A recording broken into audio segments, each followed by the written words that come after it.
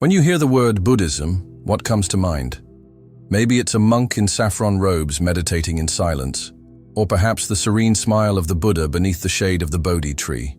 But here's the thing, most people don't realize. Buddhism isn't just one path. It's a living tradition with many lineages, many languages, and many ways of practicing the same truth. From the quiet monasteries of Sri Lanka to the chanting halls of Japan, from the temples of Tibet to the meditation centers of the modern West, Buddhism has traveled, evolved, and adapted. And yet, at its heart, it remains a single, radical promise made by a man over 2,500 years ago that suffering has a cause, and therefore, it has an end. In this episode, we'll journey through the three major schools of Buddhism: Theravada, the way of the elders; Mahayana, the great vehicle; and Vajrayana, the diamond vehicle. But this isn't just a historical timeline. It's a deeper exploration into why these schools arose. What were they seeking? What did they preserve? And what did they transform? You will see how each school expresses a different philosophical flavor of the same core insight, like rivers diverging but still flowing to the ocean. And don't worry, this isn't about picking sides. It's about seeing how diverse spiritual approaches can still honor a shared origin, the Buddha's awakening under the Bodhi tree.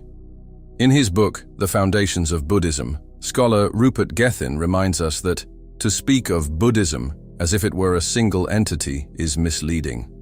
Rather, we should speak of Buddhisms, a rich spectrum of teachings and practices that have adapted to historical and cultural change, while maintaining fidelity to a core set of concerns: suffering, its causes, and the path to liberation.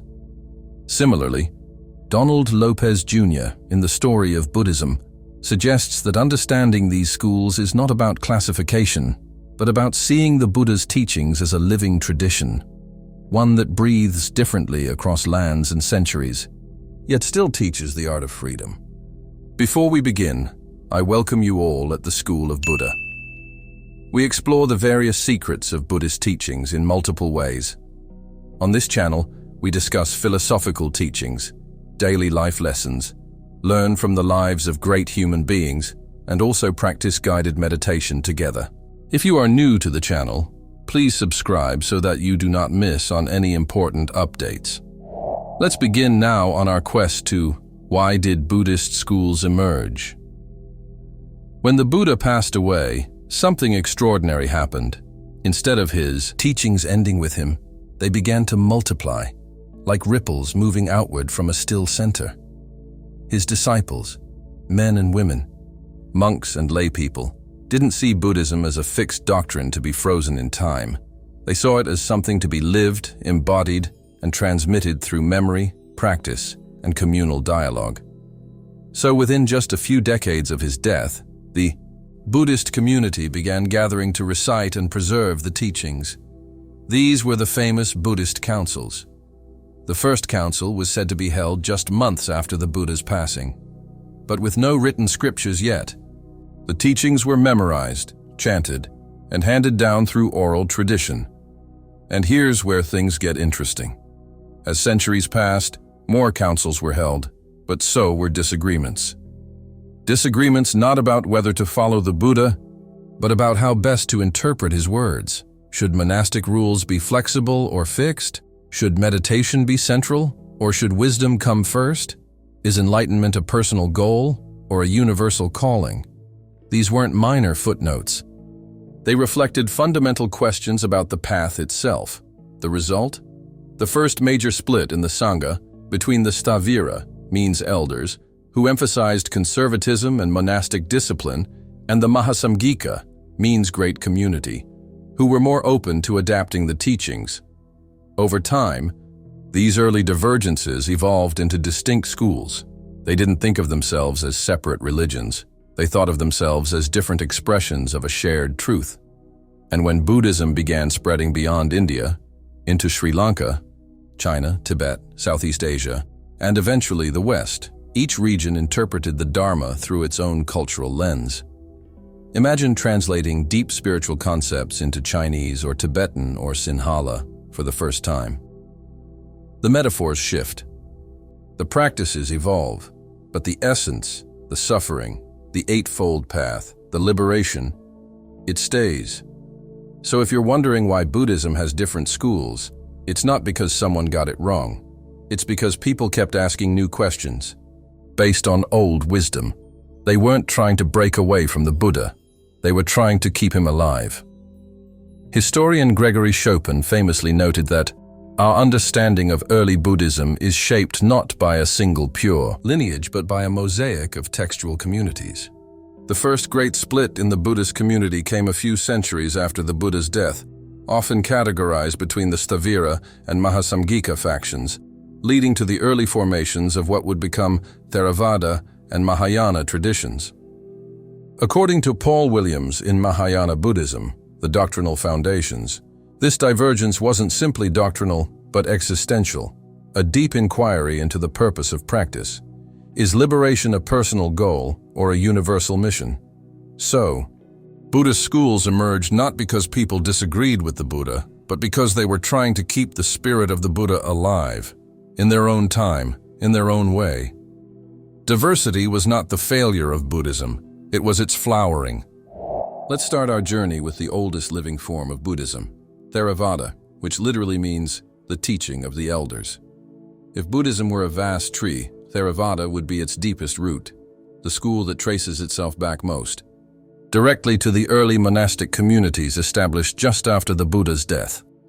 It holds tightly to the Pali Canon, also known as the Tipitaka, the earliest complete set of Buddhist scriptures we have. This school values clarity, discipline, and gradual cultivation, aiming for the ideal of the Arhat, one who has achieved liberation through personal effort and insight. But don't mistake Theravada for being rigid or cold. At its heart lies a profound emphasis on direct experience. You don't believe something just because a teacher says it. You test it in the laboratory of your own mind. This is the tradition that gave rise to the practice of vipassana meditation, insight through careful observation of the body, breath, and mind. It's quiet, contemplative, even austere, but extraordinarily transformative. If you want to learn more about vipassana meditation and how to practice it, please check out the description. I am sure it will help you, because thousands of our listeners appreciated the guided meditation sessions that we have done earlier. Theravada. Buddhism flourished in Sri Lanka after the 3rd century BCE, following Emperor Ashoka's missionary efforts. From there, it spread to Myanmar, Thailand, Laos, and Cambodia, where it remains the dominant tradition today. If you've ever seen saffron-robed monks walking barefoot at dawn, bowls in hand, receiving alms with eyes cast downward, that's likely Theravada. The focus is simple: Shila, or ethical conduct, Samadhi, or concentration, and Panya, or wisdom. A path walked one mindful step at a time. Richard Gombrich, in Theravada Buddhism, emphasizes that Theravada has consistently preserved a vision of the Buddha as human, yet perfected through insight. The Pali Canon, preserved in Sri Lanka, is considered the most complete record of the historical Buddha's teachings. As Bhikkhu Bodhi notes, it serves as both a doctrinal and practical foundation, not just for monks, but increasingly for lay people seeking insight through meditation. Theravada is not about believing in something external. It's about turning inward, sharpening attention, disciplining desire, and seeing clearly into the nature of suffering. In a world of noise and speed, Theravada offers silence and simplicity, and from that, a profound liberation. Now imagine a different kind of Buddhist path, one that doesn't just ask, "How can I be free?" but asks instead, "How can everyone be free?" That's the essence of Mahayana Buddhism, the great vehicle. Not great because it's superior, but because it seeks to carry all beings to enlightenment. Where Theravada focuses on the path of the Arhat, Mahayana introduces a new ideal, the Bodhisattva, being so moved by compassion that they vow to postpone their own final awakening until every single sentient being is liberated from suffering. It's not just a path of wisdom, it's a path of boundless love. Mahayana emerged in India around the 1st century CE, not as a rebellion, but as a spiritual evolution. Practitioners were grappling with deeper existential questions. Is personal liberation enough? What if enlightenment isn't just a goal, but a way of being in the world? The Mahayana sutras, such as the Lotus Sutra, Heart Sutra, and Perfection of Wisdom texts, offered new philosophical insights. Reality, they suggested, is not solid or separate. It's empty, or shunyata, which means it is fluid, interdependent, luminous. This was radical. It meant that not only is the self an illusion, but so is the barrier between self and other. To realize emptiness is to realize that compassion isn't a moral duty, it's the most natural response to suffering. And yet, Mahayana didn't reject earlier teachings. It embraced them, reimagined them, expanded them, like a tree growing new branches from ancient roots. From India, Mahayana journeyed north and east, taking root in China, Korea, Japan, and Vietnam. Along the way, it blossomed into vibrant sub-traditions. Zen in Japan, which is minimal, mystical, full of silence and sudden awakening. Pure Land Buddhism, which is a devotional path filled with chants and deep trust in Amitabha Buddha. Tiantai and Huayan, which are schools of intricate philosophy and cosmology. Mahayana opens its arms wide. It says, you don't have to be a monk. You don't have to renounce the world. You can find the Buddha right here, in the marketplace, in your relationships, in your very breath. Paul Williams, in Mahayana Buddhism, The Doctrinal Foundations, describes Mahayana not as a rejection of early Buddhism, but as a shift in orientation toward altruism, toward metaphysical subtlety, and toward a cosmic vision of Buddhahood. Jan Nattier points out in her essay A Few Good Men that Mahayana was likely a lay-led movement, arising from deep devotional practices that emphasized universal accessibility to awakening. In Mahayana, the ultimate wisdom is this: there is no separate self to save. So the greatest awakening is not to escape the world, but to return to it with open hands and a fearless heart. The third school is Vajrayana. If Theravada is the path of clarity and Mahayana is the path of compassion, then Vajrayana is the path of transformation. Also called the diamond vehicle, Vajrayana doesn't walk around the fire of desire and delusion. It walks through it. And in doing so, it turns even our darkest instincts into fuel for awakening. Emerging around the 7th century CE as an offshoot of Mahayana, Vajrayana was born in the crucible of India's tantric renaissance. It took the bodhisattva ideal and infused it with mantras, mandalas, mudras, and mystical initiations. While Mahayana asks us to develop compassion over lifetimes, Vajrayana whispers, why wait? If the mind is already Buddha, why not realize it now? But don't be fooled. This is not a shortcut. Vajrayana is often called a dangerous path because it works with the most volatile energies of the mind: desire, anger, ego. It transforms them not by repression, but through ritual, visualization, and meditative alchemy. Try to picture this. You're sitting in deep meditation, visualizing yourself as Tara, or Avalokiteshvara, not as a metaphor, but as a way of becoming the awakened mind. Through the repetition of sacred mantras, your identity begins to dissolve. The self becomes sound. The sound becomes light. And the light becomes emptiness. Vajrayana flourished in Tibet, Bhutan, Mongolia, and parts of the Himalayas. It gave rise to rich lineages like Nyingma, the oldest school, deeply esoteric and visionary; Kagyu, known for direct experiential transmission; Sakya, rooted in scholarly mastery and ritual; Gelug, the school of the Dalai Lama, balancing discipline, logic, and tantra. One of Vajrayana's most powerful teachings is Dzogchen, the great perfection. It doesn't ask you to purify the mind. It asks you to see that the mind is already pure. Not in some future life, but right now, this moment, this breath. As scholar Matthew Capstein notes in the Tibetan Buddhism Reader, Vajrayana is not a separate vehicle, but the culmination of Mahayana's vision, distilled into symbolic embodied practice. Robert Thurman describes Tantra as a technology of enlightenment, offering skillful means, or upaya, that work swiftly, but demand deep preparation. Vajrayana is not for everyone. It's a diamond, hard, bright, cutting. It doesn't just show you the path, it burns away the path, revealing that the Buddha was never elsewhere. He was always here, in you. Now, let's explore sub-traditions and cultural expressions. The Dharma is like a seed.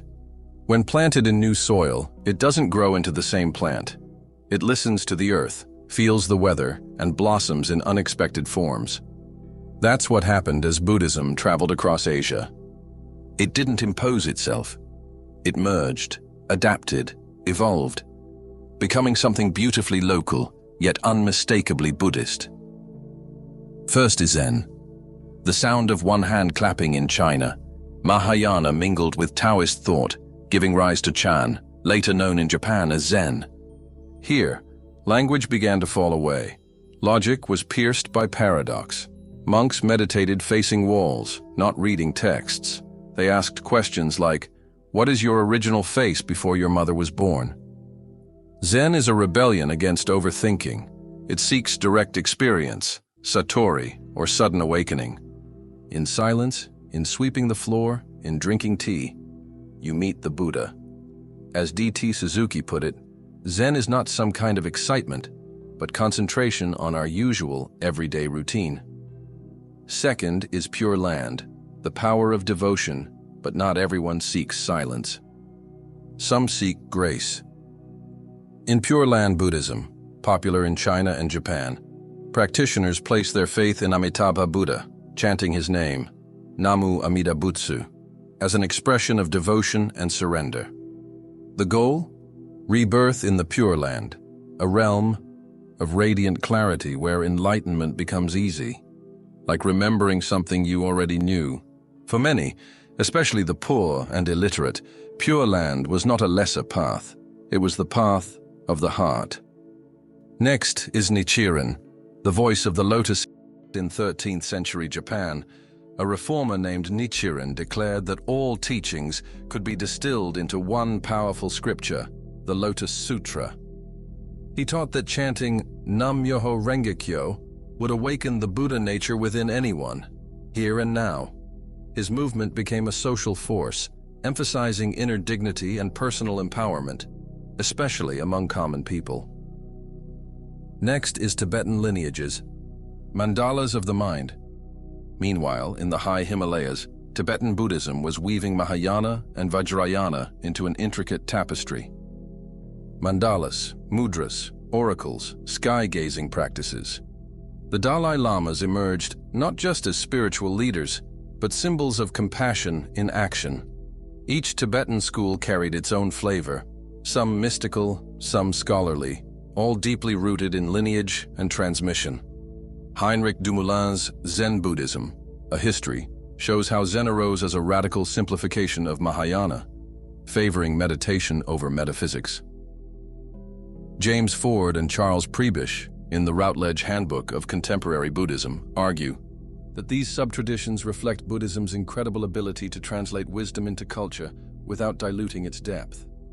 From Zen's stillness to Pure Land's chanting, from Nichiren's fearless voice to Tibet's luminous rituals, every school is a different answer to the same question. How can we awaken from suffering?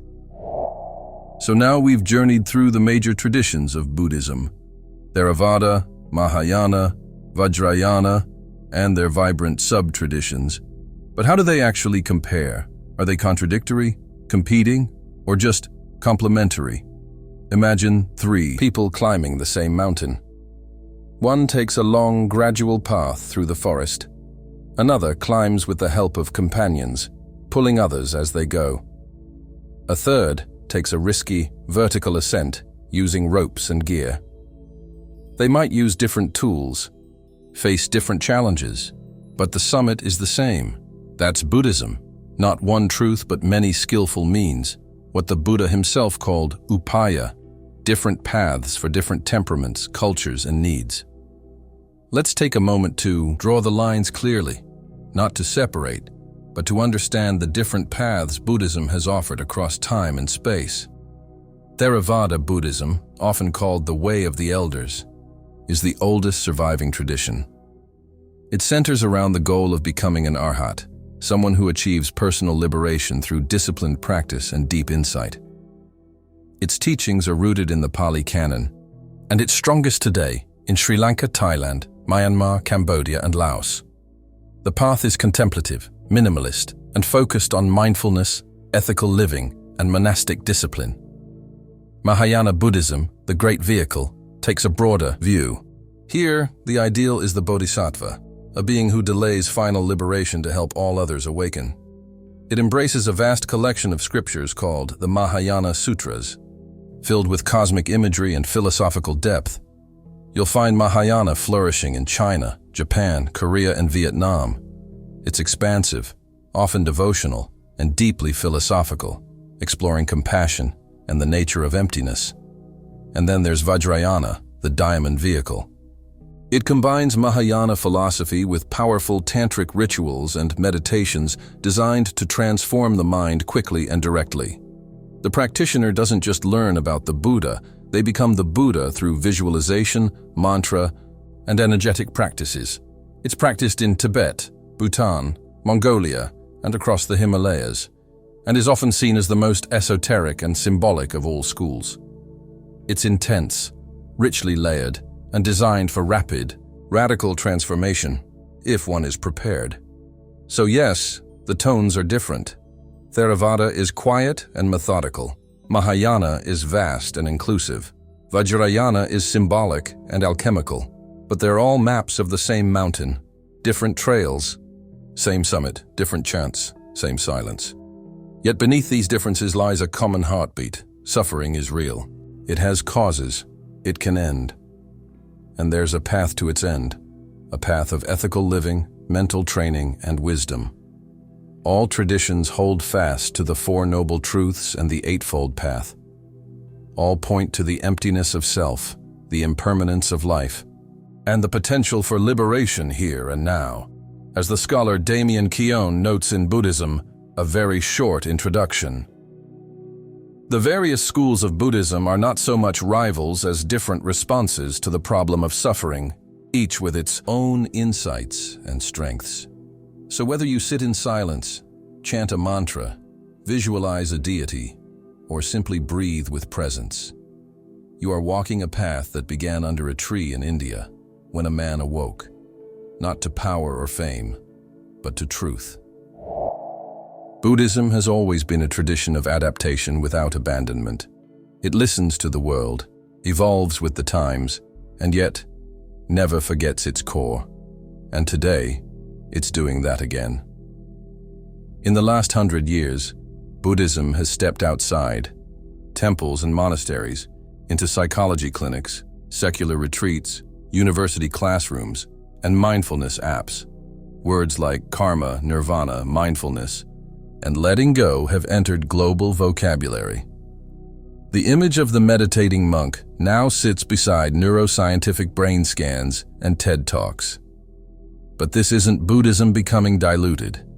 It's Buddhism meeting the modern world on its own terms. Think about Thich Nhat Hanh, the gentle Vietnamese monk who brought engaged Buddhism to the West. He spoke of breathing, smiling, washing dishes, turning everyday life into a field of awakening. Think of the Dalai Lama, who calls for a secular ethics grounded in compassion and interdependence, urging us to see that science and spirituality are not enemies, but allies. Or consider the rise of Vipassana meditation retreats, 10 days of noble silence, offered freely around the world, drawing from Theravada roots, but reaching seekers from all walks of life. And then there's Zen, inspiring minimalist art, slow living, and poetry. Tibetan rituals inspiring global compassion movements, Pure Land chanting entering homes, nursing centers, and virtual sanghas.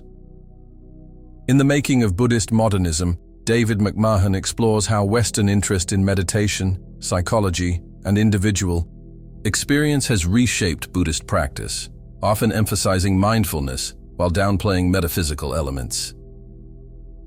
Christopher Queen's work on engaged Buddhism highlights a modern transformation of the bodhisattva ideal, from monasteries to peace activism, environmental justice, and social healing. So here we are at the end of our journey, and maybe at the beginning of yours.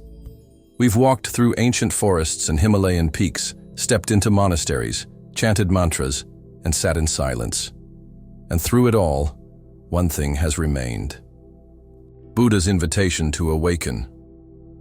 Whether you walk the disciplined path of Theravada, the compassionate embrace of Mahayana, or the mystical flame of Vajrayana, you are walking toward the same realization: that suffering is not final, that freedom is not a myth, and that the Dharma is not just a philosophy, it's a living, breathing path.